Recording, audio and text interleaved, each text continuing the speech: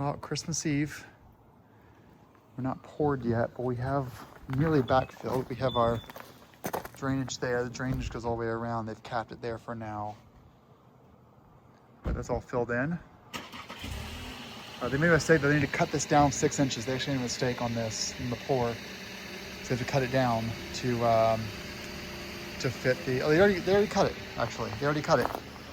Yeah, they already cut it down.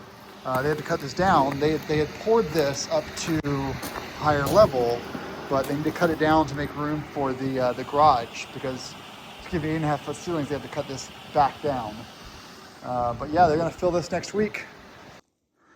So from that car right there to the end of this field, right over there, there's been a few coyotes out at night that have been trying to convince my dog to go out and play with them. And so I did order a couple of, in New Hampshire, you can hunt coyote or shoot coyote year round, as long as you have a hunting license, which I do. And January 1st and March 31st, you can night hunt and bait coyote. I didn't have to, but I did order some noisemakers, some coyote lures, some bait, and a light that mounts to my gun that I can use to hunt at night, which is legal this time of year as they're starting to get more territorial. But this one in particular, this one I see every morning, and it hunts mice out in the field. And so this one is the one that's ganged up on my dog a little bit from far away, and I've had to go out and break it up basically and shoo their coyote away. So my wife said, "Hey, the coyote's out." And so I said, "Really?" So went out with the 6.5 Creedmoor, the Benelli Lupo with a 416-50 Vortex Viper rifle scope, using the Hornady basically deer shot, and watch him or her chase mice for a few minutes, and then I stood there still for a little bit. I took the shot, and here we go. Got ourselves a coyote.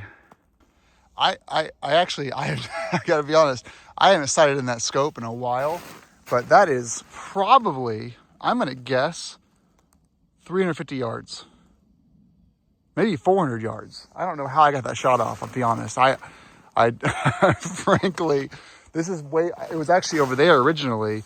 And if you look at that house, let's go here. I mean, there's the house at 200 millimeters, focal length is what I'm at right now. That's 200 millimeters. And that car, it's got to be 350, 400 yards away, and still took it down, which is pretty amazing.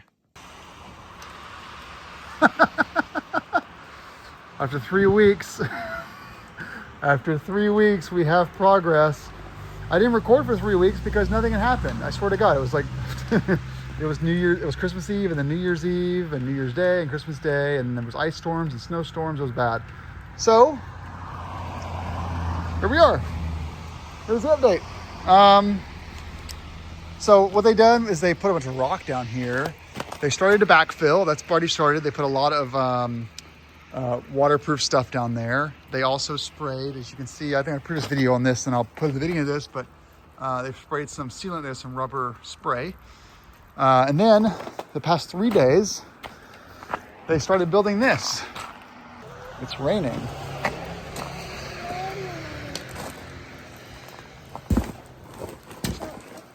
Okay.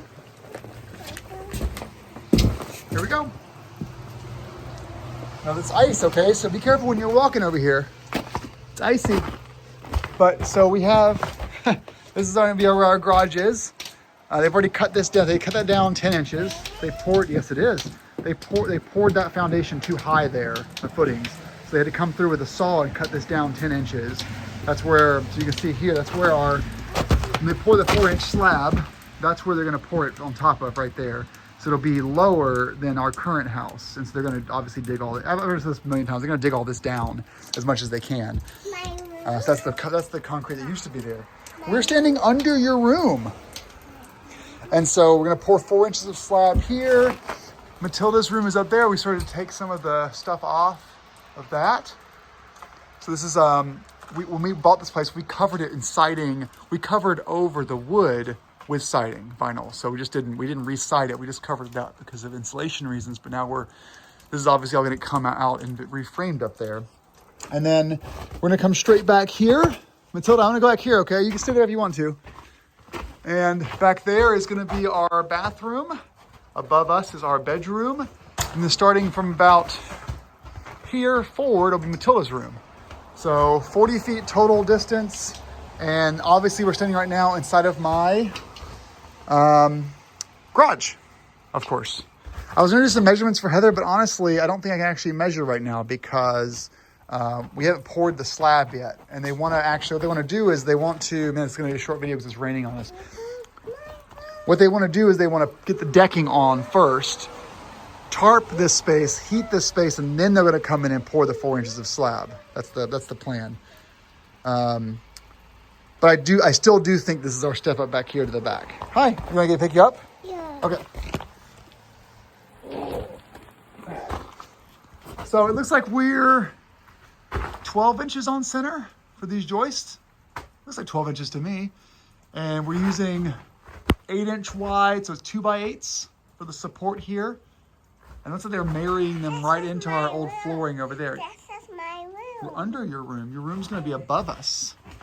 And of course, they're going to give me 8-foot ceilings in here. So this will be, we'll be putting the 5/8 drywall with some baffle insulation for sound deadening inside of these here. So that's the plan. But let's go out this way. There we go. Very exciting. There's my view out to the lake from my garage. And there's the view to the back right there. So there's the view of the top there. Those are 12 inches, aren't they? Spacing. And we have anchoring there into the top. Nice anchoring into the top of the wall there for everything.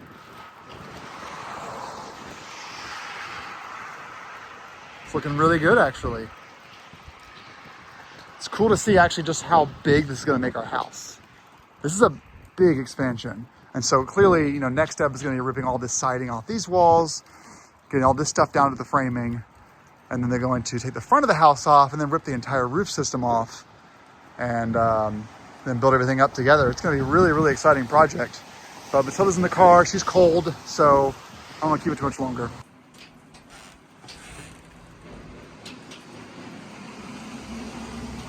So here is the spacing back here.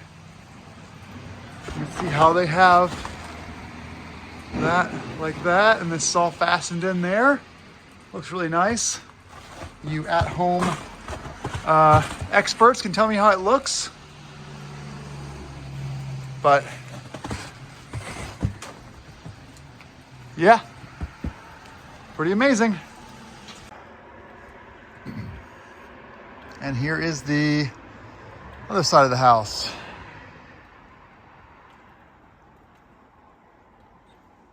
We need about 5 more days in the 40s to get all the snow off the roof, which I'm going to push my GC to tell his sub to get the F out here and yank these panels off because the snow will be gone.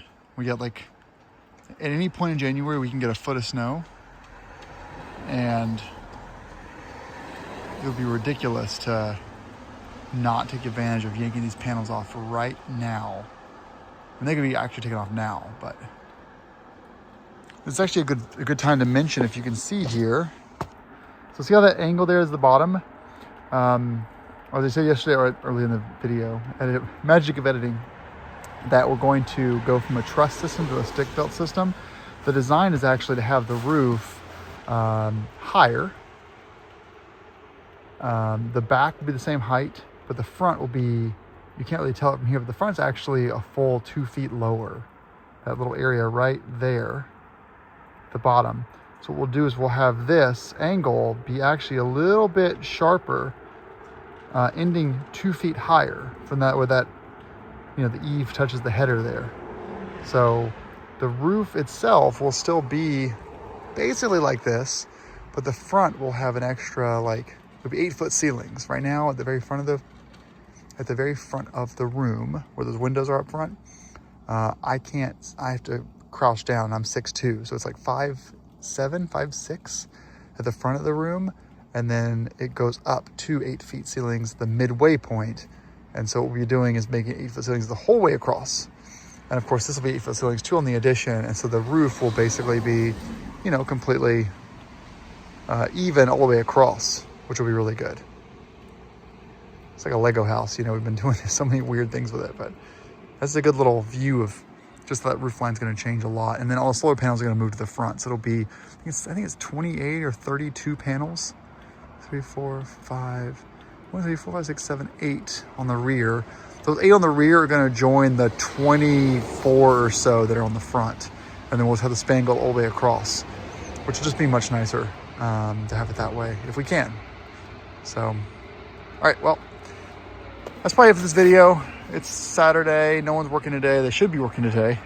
I would grant the overtime if I could, because it is 44 degrees outside, which is wonderful. Really wonderful weather.